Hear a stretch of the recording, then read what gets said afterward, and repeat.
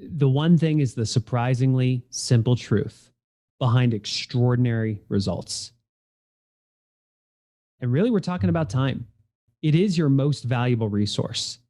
The problem is most people are spending their time instead of investing it. This is the Business of Advice podcast, where we help good advisors become great business owners. Hey everybody, welcome to this episode. And if you listen to one podcast, this is the one to listen to, because we have my good friend Geoff Woods on from The One Thing. Geoff is the co-founder and president of ProduKtive, and they are on a mission to really establish themselves as an authority on the idea of productivity and teaching people how to have more by doing less. Geoff, good to see you, buddy. Good to see you too, Cody. Thanks for having me, man. So this concept, you've spoke for us a few times. You and I have gotten to talk a lot. And the book, The One Thing, was written by Gary Keller of Keller Williams. This is kind of the philosophy behind how he has built and scaled that organization into just a huge real estate empire, I guess is the best way to describe it. But talk a little bit about how you've been brought on to run this concept of teaching other people this, and just maybe your background with Gary and what led you to this role. Absolutely. Prior to co-founding this company, I was in medical device sales, which was a great job. I woke up every day, put on a pair of scrubs, ran through hospitals, sold a device that actually saved lives. Because I think a lot of people can resonate with this, of being happy with what they're doing professionally and lacking fulfillment. And for me, deep down, I knew I was meant for more. I knew I was destined to start a business. I was destined to make an impact in the world. Yet here I am with a job and nice golden handcuffs on, and not a compelling reason to make a change. The two things happened in my life that set me on that journey. First, a colleague had a stroke. And at the time, he was 35 years old. Wow. My wife and I had just bought a house in Orange County, had our first child. The wife becomes a stay-at-home mom. And I remember asking, if what happened to my colleague happened to me, what would happen to my family? The very next week, my company needed to make a change to our commission structure just to remain competitive in the marketplace. Problem was, I lost 40% of my income overnight. And that's when it hit me. You have a good job, but you're actually not in control. That was what I realized. Yep. And I heard this Jim Rohn quote that you're the average of the 5 people you spend the most time with. And while a lot of people listening to this have heard that quote, I'm willing to bet very few have actually grabbed a pen and a piece of paper and written down the names of the 5 people they spend the most time with. I did that. And when I looked at the names, I saw the names of 5 amazing friends. People, I'm going, I always want these people to be in my life. But the aha moment was, I had 5 amazing friends. I had 0 amazing mentors. I had no one that I was in a relationship who was already where I wanted to be. This is what I have respect for you with Advisors Excel and what you've been able to build in terms of taking advisors who are successful, but then putting them in a room with people who are where they want to be so they can collaborate and literally collapse time to grow their businesses even faster. That became my one thing. Surround myself with mentors. And you fast forward, it's our national sales meeting. I walk into a big ballroom, and on every chair was a copy of the book, The One Thing. And then Jay Papasan, who co-authored it with Gary, walked out on stage and started sharing why it's the surprisingly simple truth behind extraordinary results, and how Gary lived these principles to scale KW to what it is today. Yeah. And the whole time I'm sitting in the audience going, what would my life look like if Gary and Jay were 2 of my 5? Which, of course, you get all the limiting beliefs like, that's never going to happen, dude. But when Jay finished speaking, I cornered him when he came off stage, and that began a relationship. What I was unaware of was that The One Thing had already become one of the highest rated business books of all time. And that presented a problem, because Gary's one thing is running Keller Williams. Jay's one thing, writing books with Gary. They had been purposefully searching for somebody whose one thing would be the one thing. And that became my opportunity. So moved to Austin, the 3 of us co-founded the company, and I have just been so focused on taking these principles out into the world, because every team feels like they have too much to do and not enough time. And we can help them transform from being busy to actually being productive, so they achieve extraordinary results personally and professionally. So we're going to talk about this. You know, I think one of the benefits, just full disclosure, is you've spoke at a few of our events. Quite a few of our advisors have hired you and your company to come in and help them be coached on this concept. So we're going to go kind of specific into some ways that you've helped financial advisors, which is primarily who listens to this podcast. I'm sure some other people may also, but really the focus is how do we help those advisors become the best business owner possible.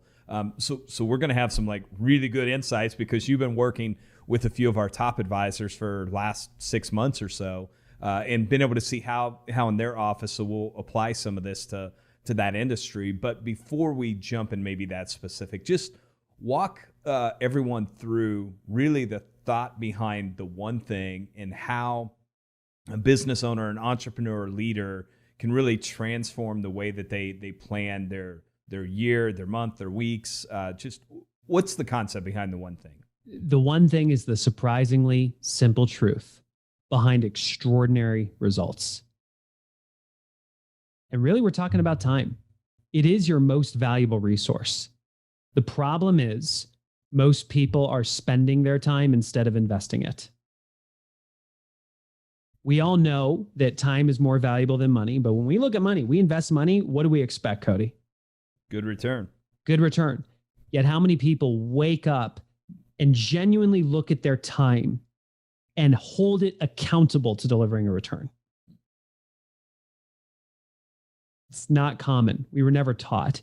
And when you look across an entire organization, the waste amplifies.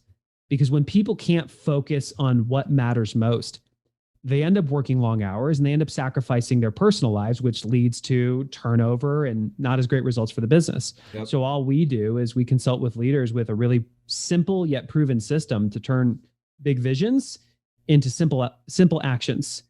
And instead of a busy team, you have a really productive team that they knock it out of the park, both professionally and personally. It's interesting. I see it even in our own business, right? As you grow and scale, it just the amount of things that you do, and you never really focus on what the most important is. But let me get a little more specific with you, because I asked some of the advisors, Bill and Mark, Mike, that have been working with you. I said, okay, you've had Geoff in, he sat with you, your team.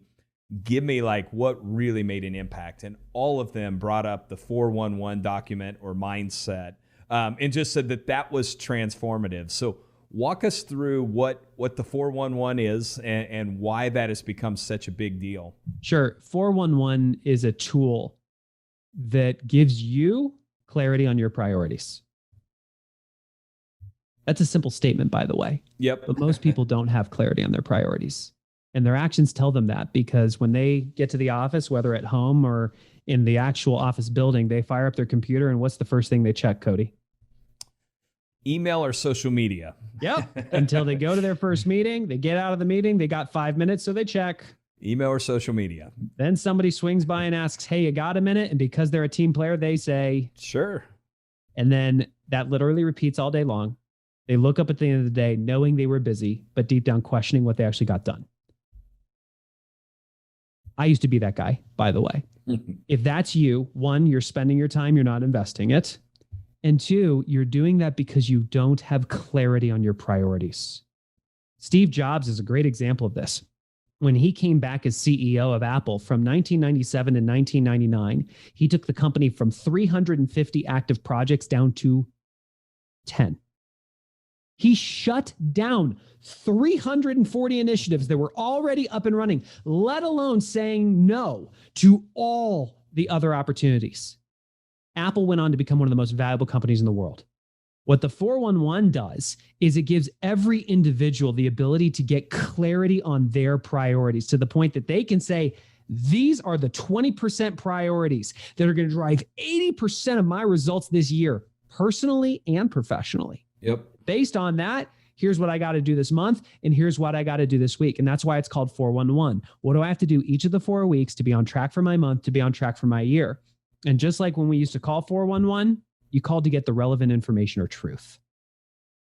That's good. I remember Jobs saying, I think what he said was, I'm as proud of the things we didn't do as the things that we did, right? It was that ability to laser focus. You have, I believe, and we can put it in the show notes, but you have somewhere out there like a template of this 411, don't you? Is it on your website?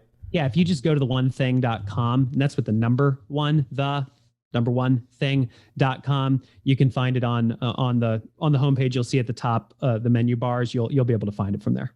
Go back to this idea of investing your time. What people that do it well, that you've seen do it well, what are they doing different? Obviously, they understand their priorities and they're focusing, but any other things that you see that they do exceptionally well? They plan. What most people do is they show up for the work week, they fire up their computer, they check their digital calendar, and they just react to whatever is coming up first. They don't challenge it. They actually treat it like it's set in stone. And that's the problem. It's the number one lie of productivity, is the lie that everything matters equally. These people inherently understand that everything that they could do is not of equal importance. And in fact, the majority of what they could do will deliver the minority of the results. It's the 80-20 rule. All we do is flip it on its head and get clarity on what those 20% priorities are that are going to drive 80% of your results. These people actually have a weekly planning time block where they look at their calendar, they place those 20% big rocks in the stream so that when the water hits it, it goes around it. And it's not that they don't check email. It's not that they don't go to meetings. It's not that these people aren't on social media. They just make sure that the water flows around the things that matter most. It's really that simple.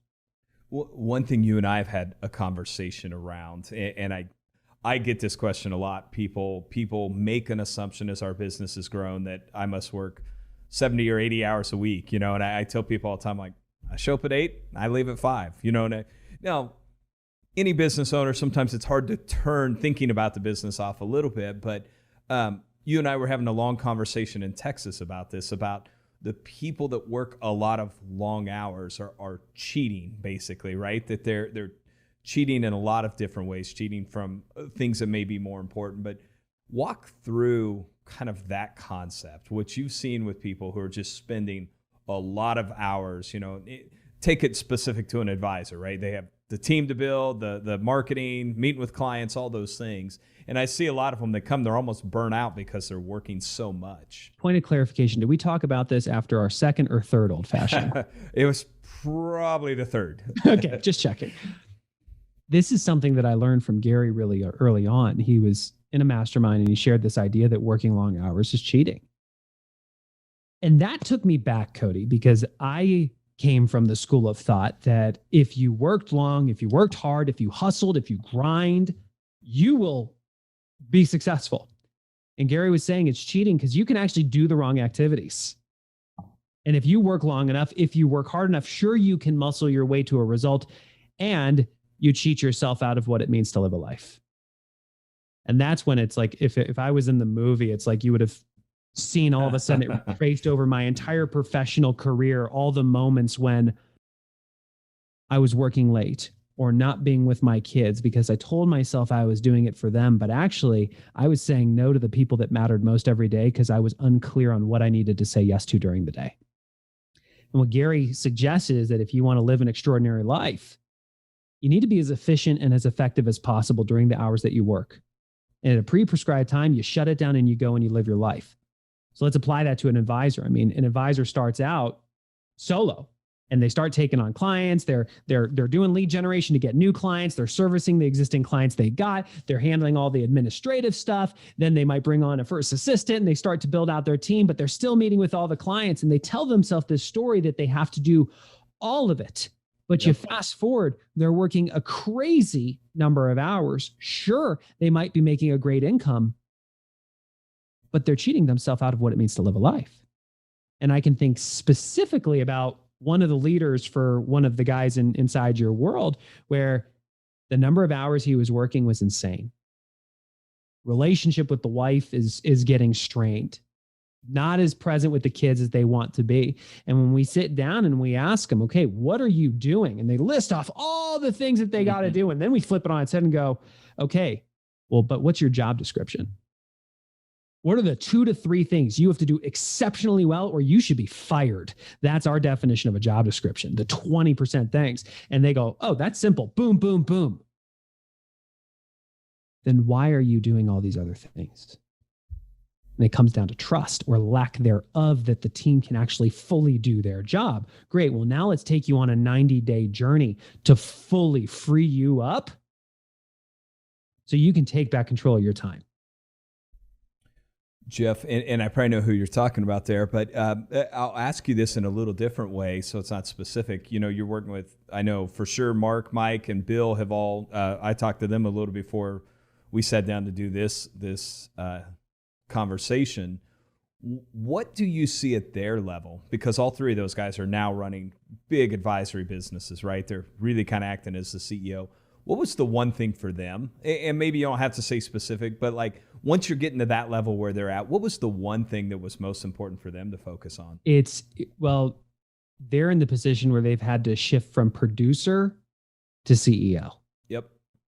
Very different job, because your job as a leader is simple. Teach your people how to think. That's the job of a leader. Teach your people how to think so they can get what they need when they need it. And you've seen me draw this out, Cody. This is a path every leader goes on. Every leader, especially in financial services, you start out solo. I do it. And when I do it, I have a job. And you start to build up your client base. You start to have top line and bottom line revenue, and you start to build a team. And now we do it. But here's where they get stuck. They get stuck in we, feeling like they have to do it with their people, and they forever own a piece of their people's jobs. They feel stuck. Yep. And the opportunities to move from I do it to we do it to they do it. Because the moment they do it independent of you, you cross this imaginary line called freedom. And the ultimate, and this is where those guys are at, is how do you move from they do it to them feeling like it's theirs?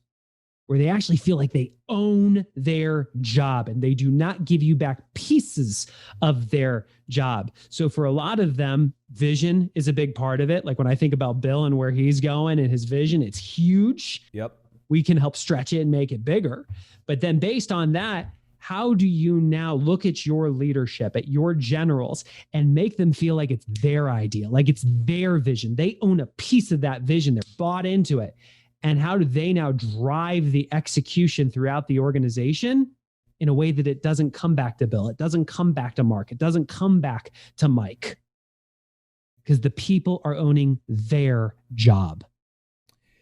Let me ask this, and I think this goes around clarity, but maybe give a little more specific. How are you making that work its way down from Bill down to Jet to Taco to the team down? So for these guys specifically, it starts with the job description. You look at them as CEOs, and I remember asking them this from stage at your event. What are the 2 to 3 things you as the CEO have to do exceptionally well, or you should fire yourself? I remember watching the heads go down and they started penciling. And when we talked about it, it was a huge, you saw the eyes get all huge because they're realizing, oh my gosh, I'm doing all this stuff. But the 2 to 3 things that I really should be doing that are going to drive most of the value are 1, 2, 3. Yep. Okay, great. Now we build what's called an ultimate org chart. And Bill did this where he pulled his 2 key leaders in. He had an original goal of a certain amount of revenue over a certain period of time. And the thing that I've learned from Gary is, as a leader, one of my favorite things to do is to walk to the front of the room, write a huge goal on the whiteboard, then walk to the back of the room and watch who gets intimidated and watch who gets excited. And that's what Bill did. He walked to the front of the room. He wrote a revenue target, a huge revenue target in a compressed period of time, and then took a seat. And what he asked was, detach yourself from the org chart and the people that we have today. What's the team we would need to accomplish this goal?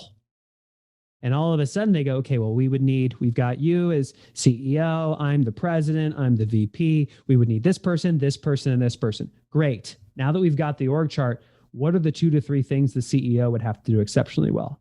What are the 2 to 3 things the president would have to do exceptionally well? What are the 2 to 3 things the VP, the director of marketing, the director of client service would have to do exceptionally well? You do that independent of who is currently occupying that spot. Because then what you get to hold up is a mirror and say, all right, this person is currently occupying the client care spot. These are the 2 to 3 things our goals require that role to do exceptionally well. Now, how do I take that person on a 30, 60, 90-day journey to where they are performing in that role, or we know they are not talent for the role? And I remember for that specific role with this one team, one of them was they had to become an actual blocker for executives. People in the company were allowed to go to the president with questions. That's not his job. That was the director of client services job. In 30 days, it stopped completely. No more questions going to the president. They all went to this one person. Completely freed him up. But what's missing is the clarity. And that's why I said in 90 days, you can have real freedom if you get clarity on, here's our goals. Here's what the org chart needs to look like to serve those goals. And here's what the job description of each position needs to look like. Now let me hold up the people who are occupying those spots and take them on a journey to perform in that role. Or we know we need to move them to another spot or help them find their next opportunity. I'll tell you the other, you've mentioned clarity, and Bill being a good friend, we talk quite a bit.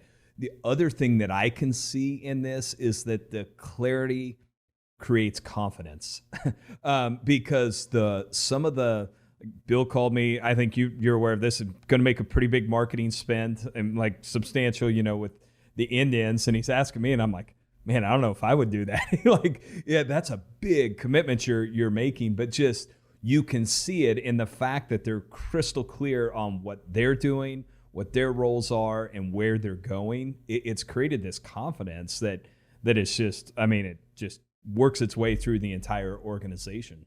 And let's fly back up to 10,000 feet. The number one lie of productivity is the lie that everything matters equally. Mm-hmm. What most leaders do that we help them change is they look at all the things they've done historically, and then they go, okay, if we're doing all these things, what's a goal that can encompass all those things? But what they're doing is they're shackling themselves to all these restraints. And what we do is we give them permission to suspend what they've done historically and set it to the side. And we ask really big questions that challenge them to think differently so that we can say, all right, fast forward to the end of the year. How would you know if you're successful? Or fast forward 10 years, what would an extraordinary business look like? Now break that back to 5 years, 1 year, we can reverse engineer it to bring a lot of focus. Once we're clear on what that one thing is, that overarching goal for the business, we can then say, oh, great. What are the priorities you'd have to pursue? Those major initiatives to make this happen. I don't care what you've done historically. That's irrelevant. I want to know what are the dominoes you'd have to knock down to make that big goal happen. And if that's the case, who's the person who needs to own it? Now let's break it down into timeframes. And all of a sudden, you hold up what you should be doing versus all the things you've done historically. And instead of them looking like things you need to do, you start to see them as distractions. Then we ask, why the heck are we doing those things if they're not actually bringing business value? Okay, let's get rid of it.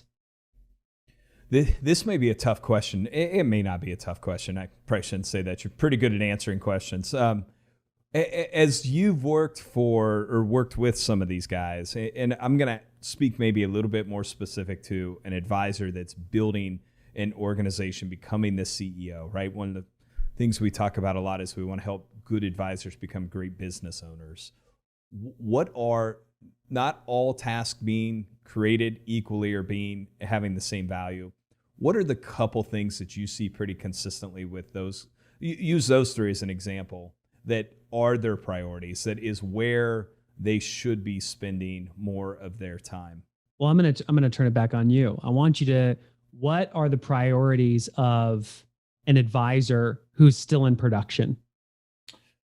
And they have a team. What are their 20% priorities?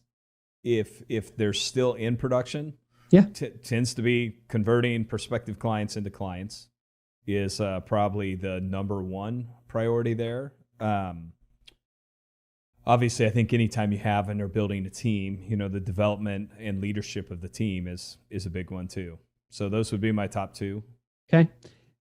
And when you think about the people inside Advisors Excel who have actually gone from producer to CEO, what are their 20% priorities? Well, it's interesting. That's why I asked you. And this is, I'll tell you what I think they need to be, and where I see some of them spending their time is on the development of the people and the culture of the organization, making sure you have the right people in the right places. But this is a little bit of maybe why I was asking that.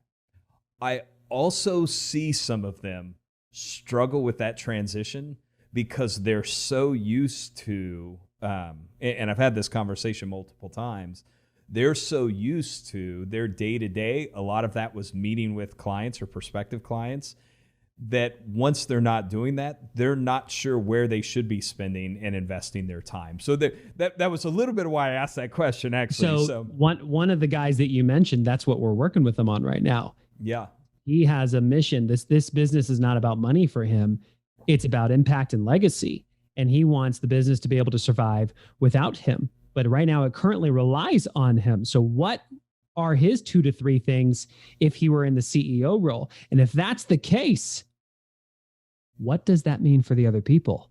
How do they have to step up to take the pieces that he is currently doing?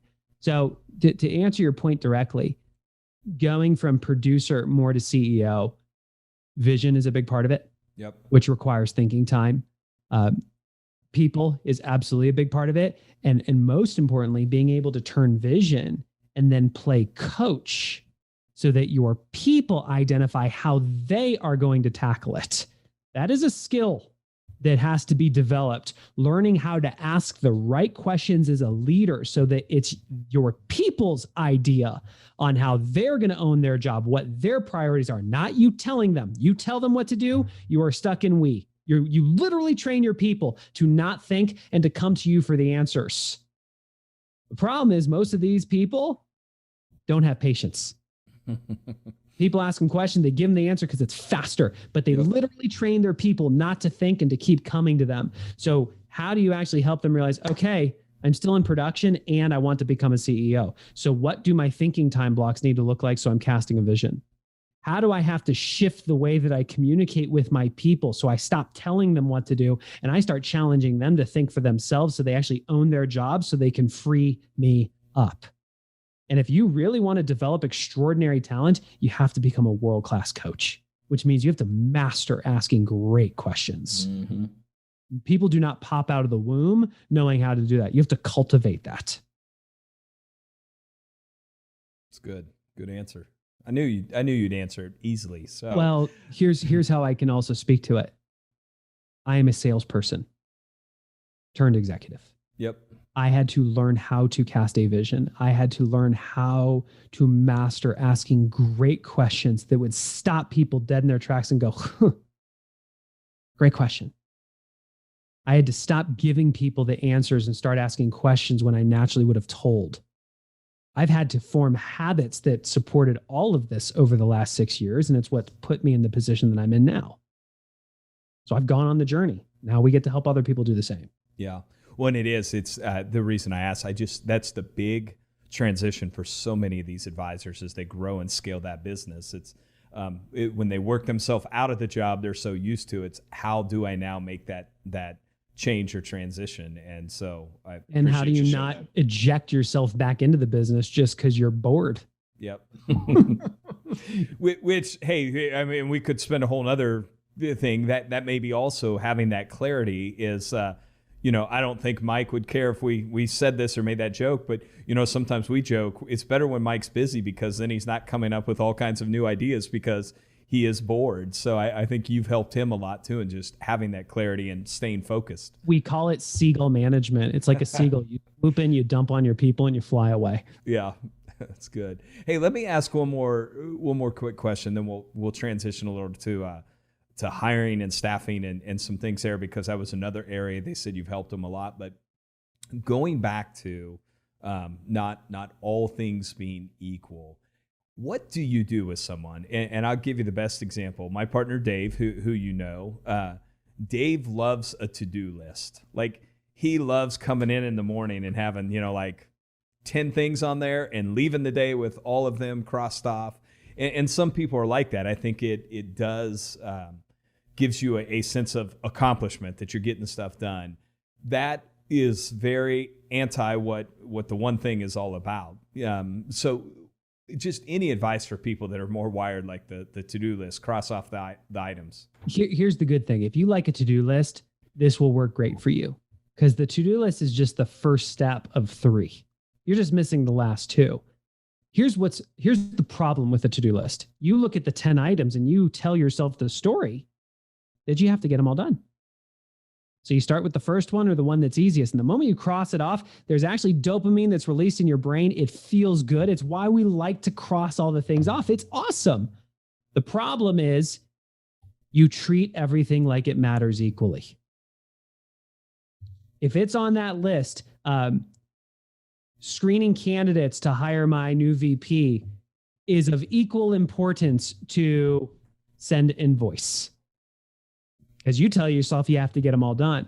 Yep. Well, what you need is a success list. And a success list is a list of the 20% priorities that will drive 80% of your results, listed in order of priority. So step one, make your to-do list. Think of all the things that you got to do over the next week. Most people, by the way, when they finish making that list, they feel overwhelmed or stressed. Then you look at the list, and we're going to acknowledge not everything on here is of equal importance. We're just going to go to the top one, and you're going to ask, is this a 20% priority that's going to drive 80% of my results? If yes, star it. If no, just move on.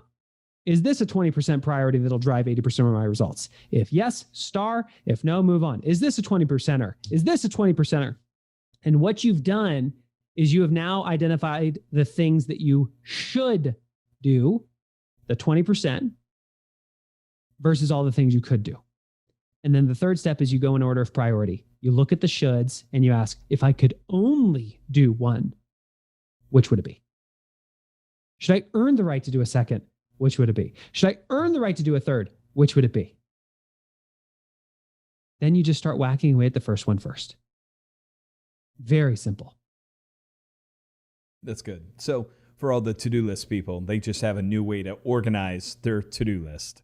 And here's what I'm going to say. We have a saying, think big, go small, trust the dominoes will fall. Think big about being the type of person who thinks and acts in order of priority.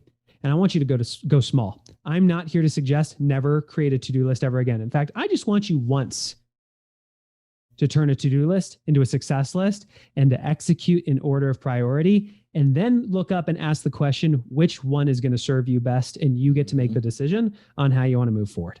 That's good. I like that. Okay, let's transition. I want to talk about hiring, because that was another thing that they brought up, and you and I have talked about this a lot, just how important the people that you bring onto your team and how you bring them on is to the growth and success of an organization.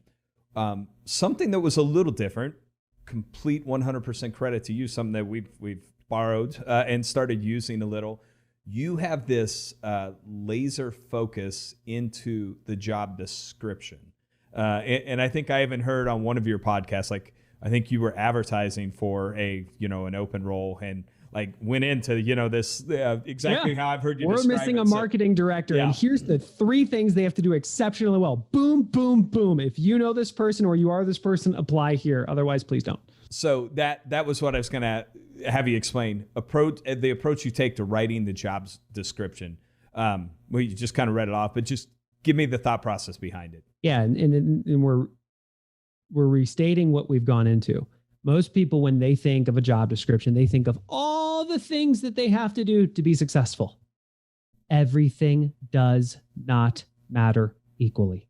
For every job, there are 20% priorities that will drive 80% of the results. I am not interviewing for the 80% of things that are only going to drive 20% of the results. I want clarity. As a leader, I have to have clarity on what those 20% things are, those 2 to 3 things that are going to drive 80% plus of their success.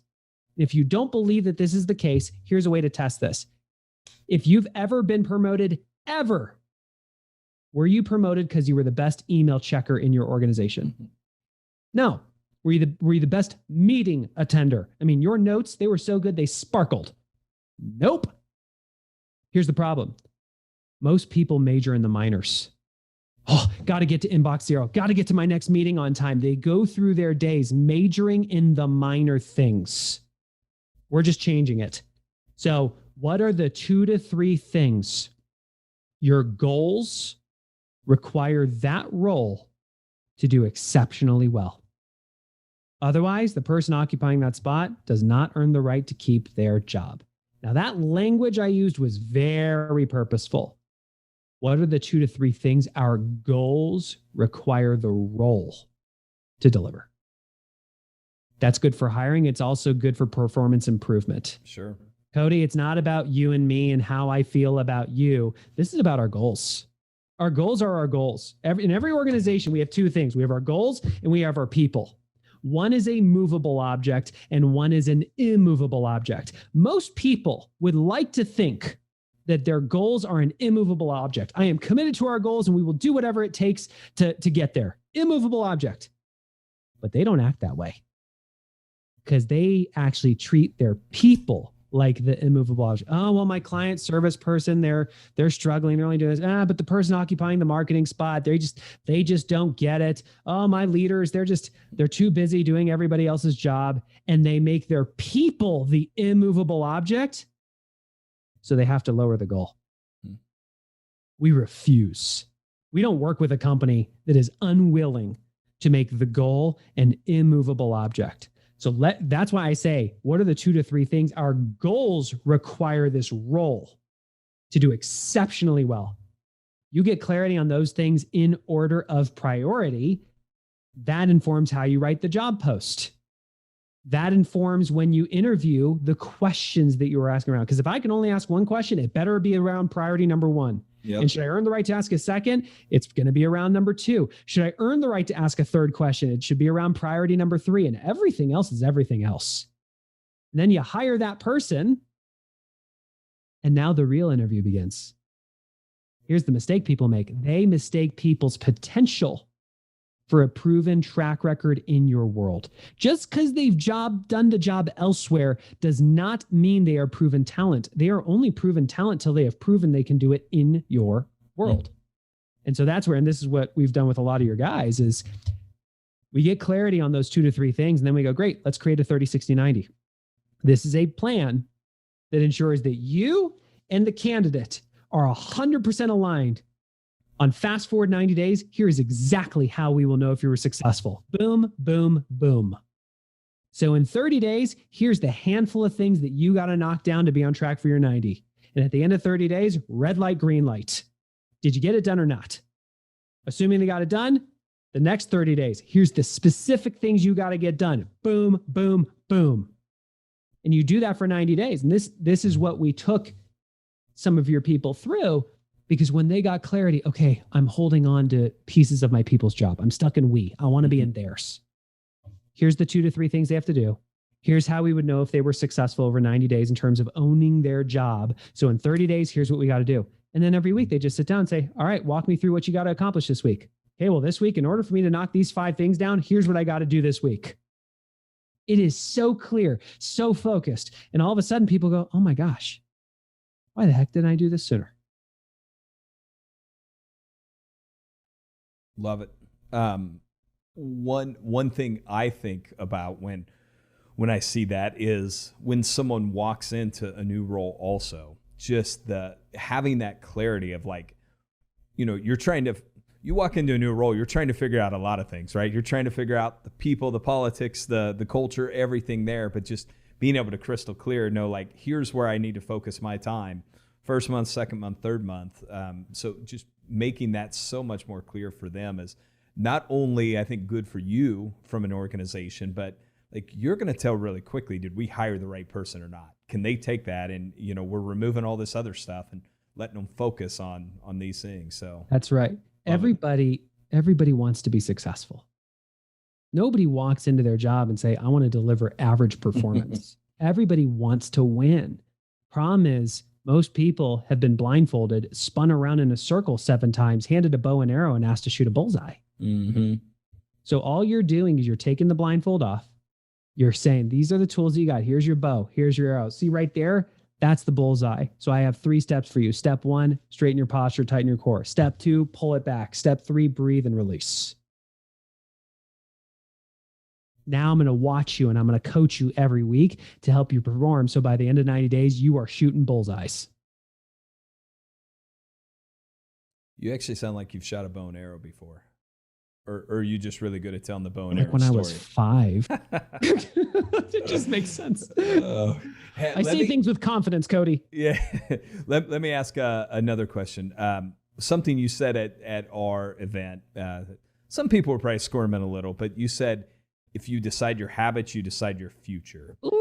And you have a whole kind of 66-day habit challenge. Talk about just how important habits are to achieve the future you want.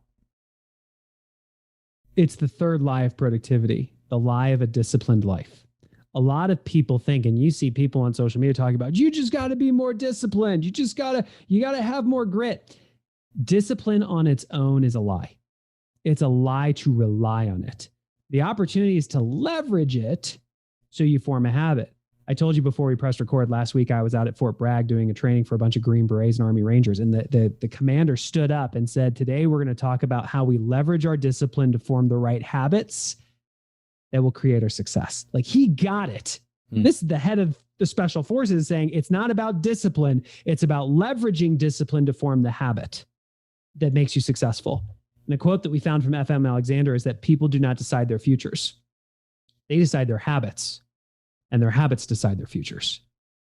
So when you look at a result that you want to achieve, or you have a vision for the life that you want, you're only one habit away from making that happen, because it's your activities that take you there. So let's make habits and form habits around the activities that are actually going to decide the future. What we've learned is that it takes, on average, 66 days to form a habit. Not 21, not 28, not 30. Point of automaticity, when it requires the least amount of discipline or willpower just to maintain, on average, 66 days. So what we help people do is pick an area of their life, cast a vision for what extraordinary looks like, and work it down to a lead domino. If I just did this thing day after day after day, and it became habitual, it would carry me to that future result. And then we have this calendar. It's called a 66-day challenge calendar. You can find it on theonething.com. Literally has 66 spots on it. And every day you do your one thing, you just cross the day off.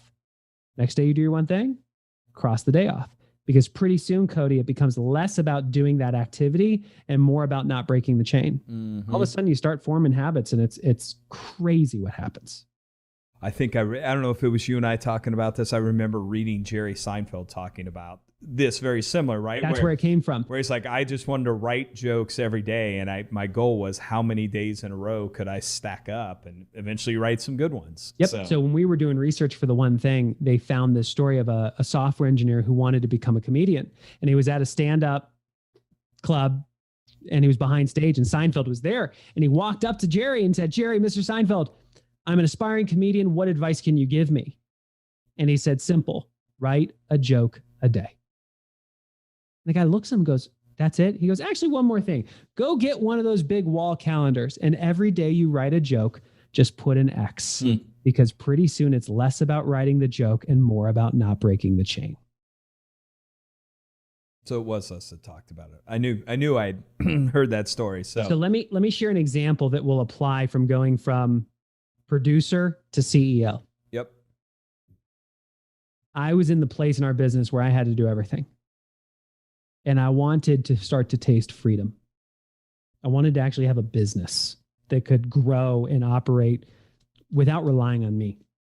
And I looked at my partner, Gary, and asked, okay, what habit did Gary Keller form that made Gary Keller Gary Keller? And my answer was, he has this ability to attract and retain insane talent inside his world. Okay, that's big. So let's go smaller. What's one thing he did that made attracting and retaining amazing talent possible? Well, he had to be able to show these people how they could have a bigger life by being inside his world rather than outside of it. Okay, let's go smaller. What's one thing he could do that would help them see that vision? He mastered asking deadly questions. Questions that are so big, they stop you dead in your tracks and make you go, great question. Okay, well, what's one thing he did to master asking deadly questions? He had to know what a deadly question was. What's one thing he could do to make that happen? He had to start asking a whole bunch of questions and figure out which ones worked. And I whittled it all the way down to, this was the lead domino, the tiny 2-inch domino that you can effortlessly flick with a finger. I just had to ask one question a day when I naturally would have told. And I began a 66-day challenge where every day when I would naturally want to tell someone the answer, I would pause and ask a question. What do you think the answer is? You know what? I've got an answer, but I'm curious. What are your thoughts first? And what happened, Cody, was every day I'd mark the X's off. It started to become habitual. When it really landed for me was one night, my daughter, she's 8 now. At the time, she was like 5. She is so persistent. It's crazy. And she's going to be very successful, but drives daddy nuts. Getting her to go to bed is an all-out war every night. And I remember I was about to lose it, about to scream, Daphne, go to bed. And I caught myself. And I remembered, ask a question. And so I looked at her and I asked, Daphne, how are you feeling right now? And she just looked at me and she went, I'm a little tired. By the way, that was my X for the day. But it set me up to ask the next question. Well, what's one thing you can do so you won't be tired anymore? Make it her idea. And she went, I could go to bed. And I went, honey, what a great idea. And she went, okay, daddy, good night. And she marched upstairs and put herself to bed. And I looked at my wife and went, you've got to be freaking kidding me. Here's why I share this with you. Not only has this changed me as a leader, it changed me as a father. It changed me as a husband. And it just so happened to have changed how I am able to bring value to people, to our clients. How long did it take her to figure out what you had done and not answer that way the same time or the same way the next time?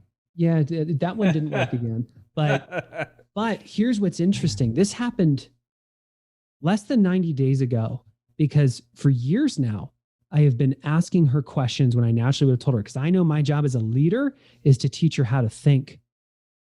I'm always asking her when she's about to do something that I would normally say, don't do that. That's not safe. I instead ask a question.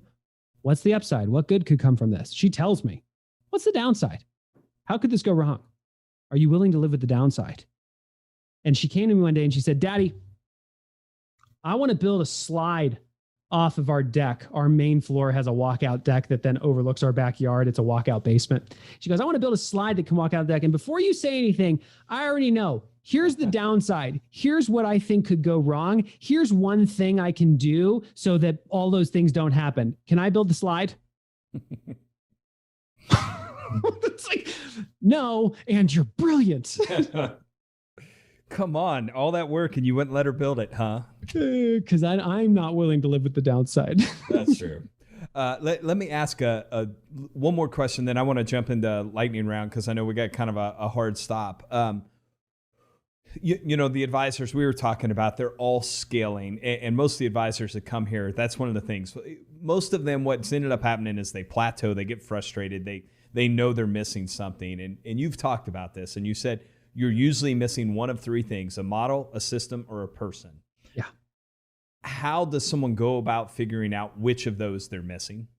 Anytime you're hitting a ceiling of achievement, you're just bumping up against the wall and you're wondering why you're not breaking through. You're missing a model, you're missing a system, or you're missing a person. Most people know from a high level, is it the model system side or is it a person side? Yep. Right? And then you can ask, if model or system, great. What's one thing you can do to accomplish that? But on the person, it could be a mentor, it could be a coach, or it could be leverage. Employee, 1099.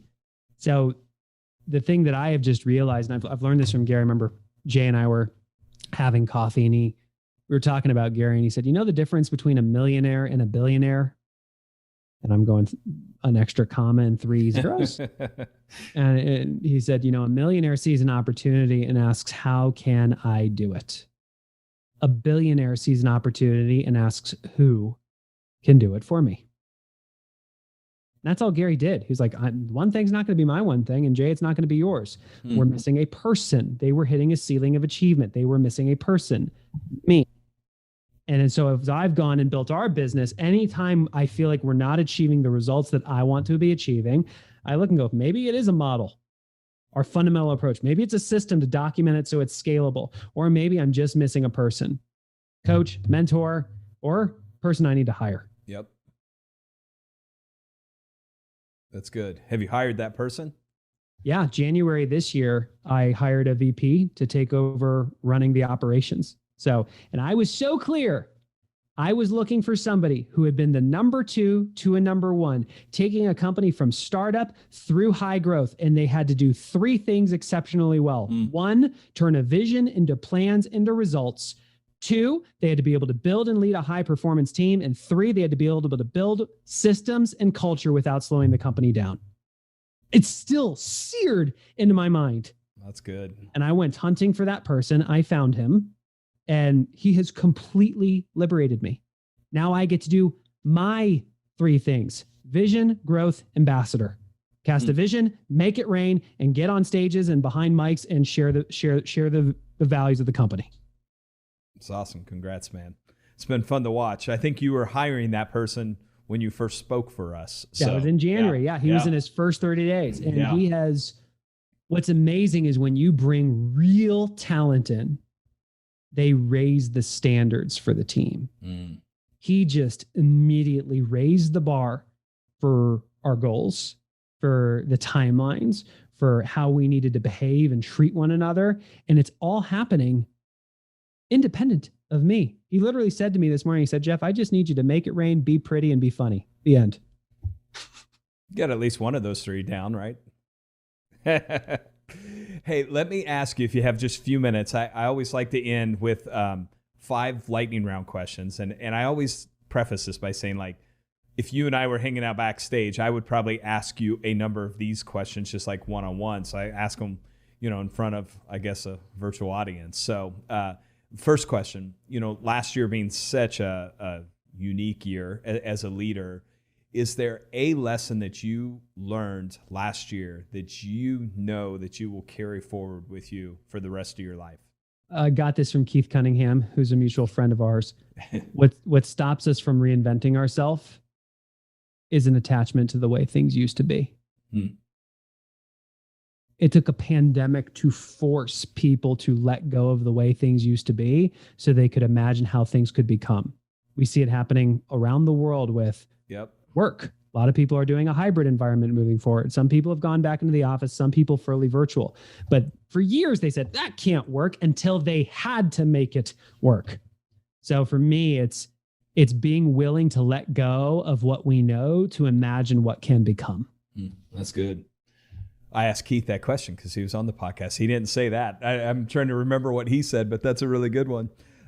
What is the one thing, as you've been on this journey, so I'll put it back in your language, what's the one thing that you have done that took you from being a good business owner to a great business owner? Mastered asking great questions, period. No hesitation. I used to tell people the answers because 1, I have the need to be liked. 2, I want to feel smart. I just know this about myself, and that can be an Achilles heel. I have learned I don't have as many years on this planet as any of the clients that we work with. What I do have are the models and systems of a billionaire and the ability to ask the right questions at the right time. And as a result, we can unlock incredible value for people. That is hands down the most important skill that I have learned. Awesome. What are you doing this year that you're excited about in your own personal growth? Is there an area you're focused or something new that you're doing that you're excited about? For me, this has been the year because I brought Geoff on to run the company. I asked myself the question, who's the person I have to become to retain talented leaders like Geoff? Because real talent pushes you and they don't want a ceiling. So who's the person I have to become so I'm always growing faster than him? And what I realized is I have to succeed through him, not around him. It's really easy making the shift from producer to CEO to go straight to the people because it's faster. But I was very clear with him in the first 30 days and on a consistent basis. This is your job. The best part about your job is it's your job. I trust that you can do your job. Here's the questions that are in my mind. Take that as you will and go achieve the results. That's good. Okay. What book, and it can't be the one thing, would you recommend most, or have you recommended most to other entrepreneurs or business owners? for the sake of this conversation about becoming a CEO, Keith's book, The Road Less Stupid. Yeah. And the reason why is he has 794 deadly questions in so many great questions. Yeah. Yep. So when I talk about me mastering, he's a mentor for me in that area. Because when you start mastering asking great questions, you become a collector of questions. You look for them. You look for that rare question that you can add into your arsenal. So that book, The Road Less Stupid, that would be it. So it's funny. I didn't know you were going to say that, but this book sits here on my desk because anytime I want to do a little thinking time, I just flip to one of the chapters and find his questions. And so I've got two on my shelf here. I've got it on my phone and I've got it on my bedside table, just so I'm never far away. Yeah, from the questions. That's good. Okay, final question, bud. What is the best piece of advice you've ever received?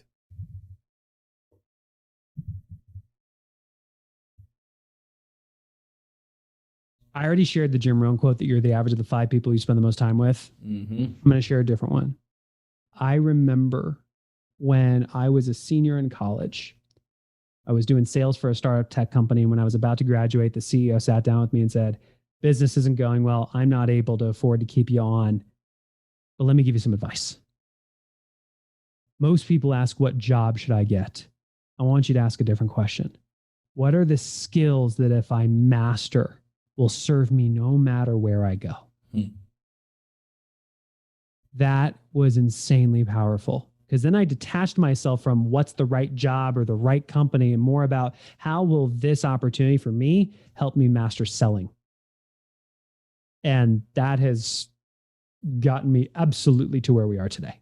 That's awesome. Great advice. So it's been fun to see and pick up so many great words of wisdom through doing this. So Geoff, my man, you have been awesome with sharing value and your time with everyone that listens today. So what is a way for people to stay in touch with you, find out more about you? If they, obviously they should buy the book, The One Thing, but just any other tools or ways that they can follow along with what you're Absolutely. doing. So you're already listening to a podcast. Just search for The One Thing, the ONETHING.